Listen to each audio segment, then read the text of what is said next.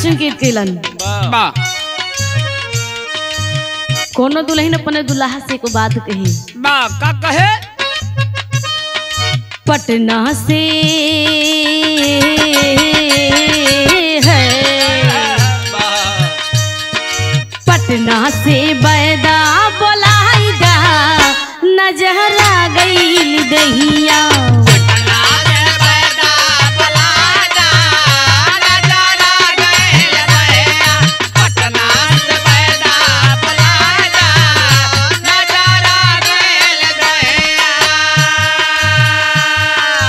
लेकिन इसी भाव में कहना है, कोनो किसान को पत्नी और फौजी जवान को पत्नी रास्ता में भेंट मुलाकात हुई।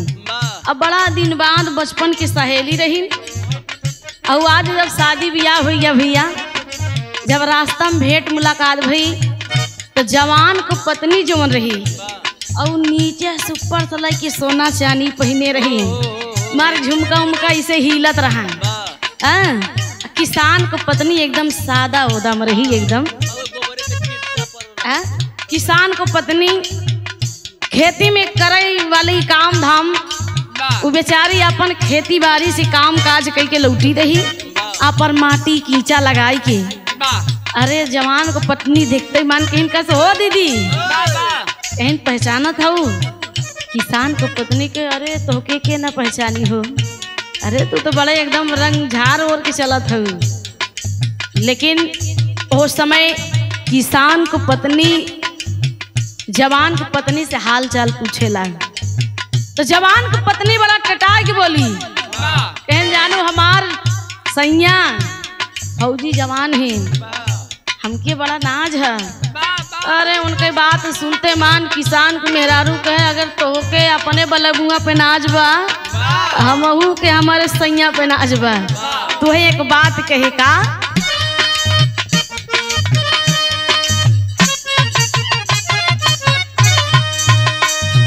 तोहरो है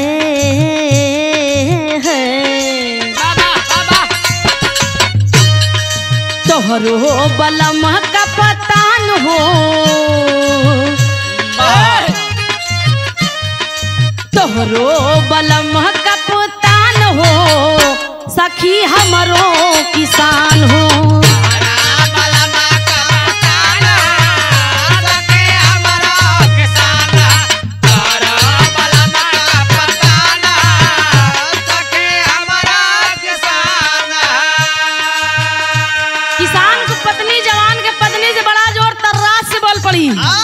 अगर तोहार सैया सीमा पे अगर लड़ाई लड़त हुवन तो हमारो सैया केहू से कम नहीं है। अंतरा के भाव में कही का, तोहरा बलमुआ का रही पहरेदारी,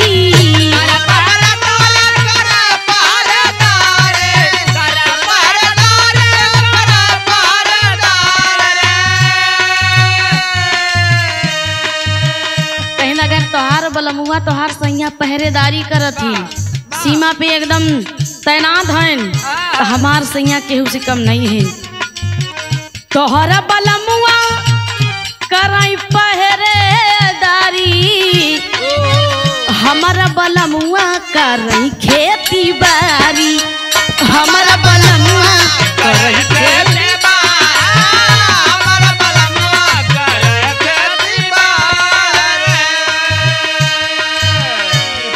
ओ नहीं पे है, ओ नहीं पे बाटे नाज हो, सखी हमरो किसान हो।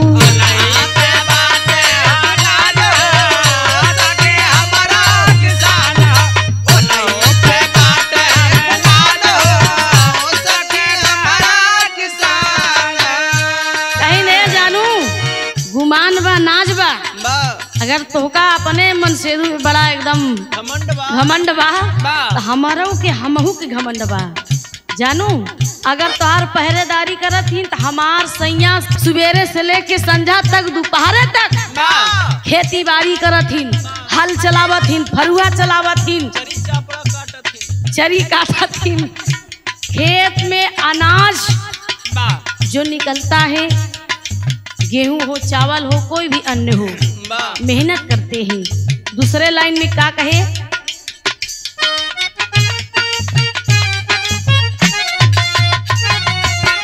तो प्योर गोला तोहर पियवा चलावे,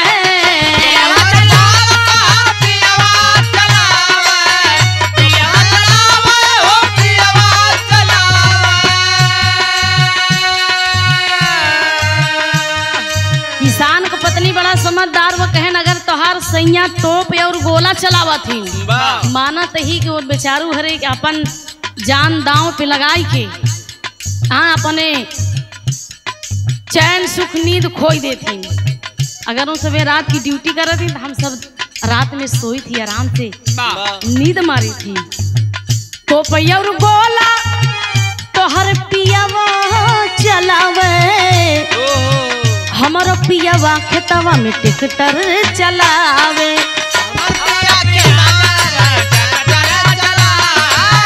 हमारा पिया खेतवा में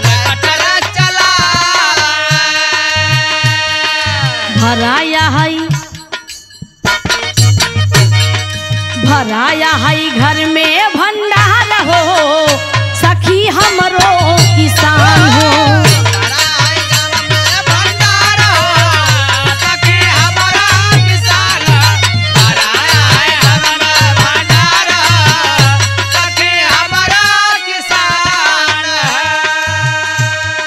किसान को पत्नी जवान के पत्नी से वार्तालाप करता।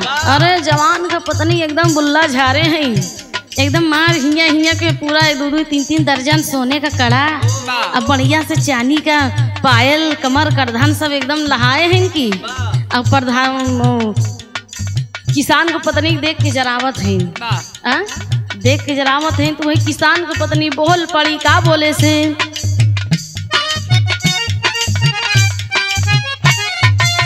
सीमा पे सैया तोहर लड़ाई सीना तानी,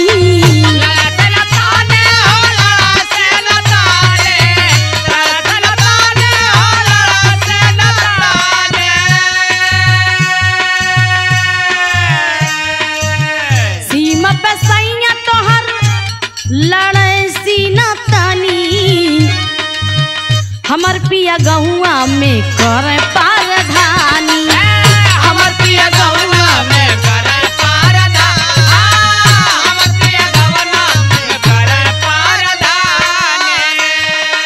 हमार सैया प्रधानी करत है, खेती बाड़ी नहीं, समाज के सेवा करत है। हाँ तम देखा गरीब दुखिया लोगन गल्ला देती, हाँ चाउर गेहूं दाल चीनी सब देत हैं। हाँ दरव दवाई करावत हैं, कोने कोने खलिंजा बिछवाई देत हैं, नारी पक्की बनवाई देत हैं। अरे हमार सैया केहू से कम बाटेन, तू अपने आप को बड़ा एकदम हीरोइन समझत हूँ। सुना हमार इज्जत सम्मान कितना बा, सगरोवा हई सम्मान हो, सगरोवा हई सम्मान हो, सखी हमरो किसान।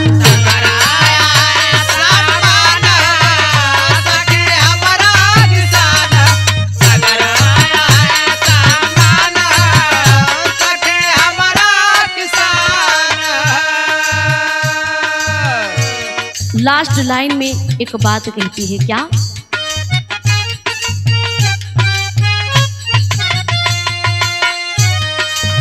तोहरा बला दुश्मन के करई संघार हो,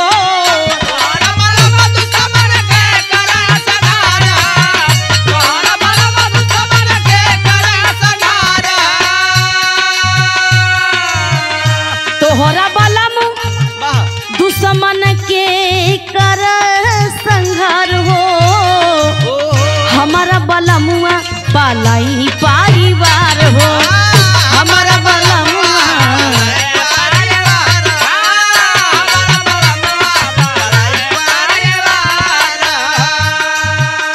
गुरु बच्चा बच्चा लाल दुनहु महान हो, गुरु बच्चा लाल दुनहु महान हो, सखी हमरो